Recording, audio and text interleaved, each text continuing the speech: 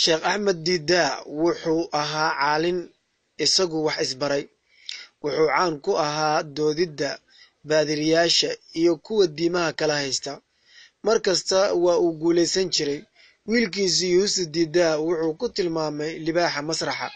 Wuxuu qoray in ka badan 20 buug, in badan oo ka mid ah waxaa loo turjumay luqado kale. Dr. Zaki Naik wuxuu ahaa dhakhtar qaliinka wadnaha ku caan ah, wuxuuna haystay shaqo fiican, laakiin wuu ka tegay.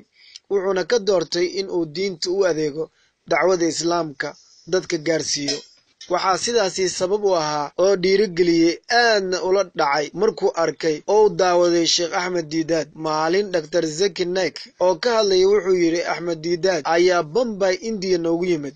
Anigu waxaan u haysan jiray nin cawaandi ah oo kibir badan.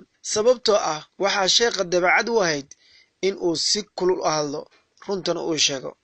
Waxaan fursad u helay inaan la hadlo.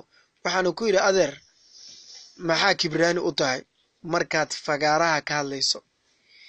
Wuxuu igu jawaabay, wiilkaygiiyow, ma ihi kibraani, waxaan ahay halgamaa. Waxaa jira 2 wado oo lagula dagaalamo shaydaanka, biyo barakaysan ama dab. Anigu waxaan doortay dabka, kuleylka, in aan kula dagaalamo.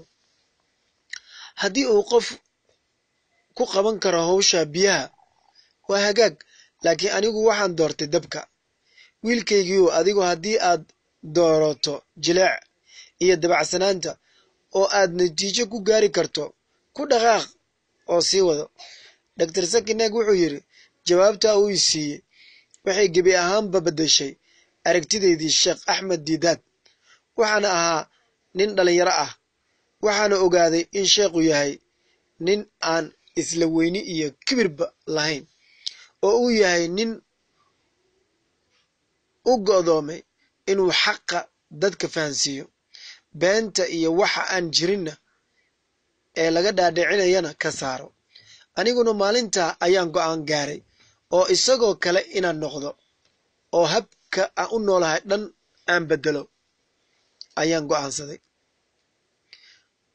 Labadooda muxaadarooyinka ay jeediyaan, buugta ay qoreen, doodaha ay ka qayb galeen, xarumaha macadyada ay aas-aaseen, dacwadaha ay dadka gaarsiiyeen, safarada ay u galeen diinta darteed, waxay sabab u ahaayeen kumanaan qof oo soo muslimay, diinta Islaamkana ku soo biiray. Allah u naxariisto Sheekh Axmed Diida, jannadana hooy Allah uga dhigo. Allah cimri dheer iyo caafimaad qab siiyo Dr. Zaki Naik.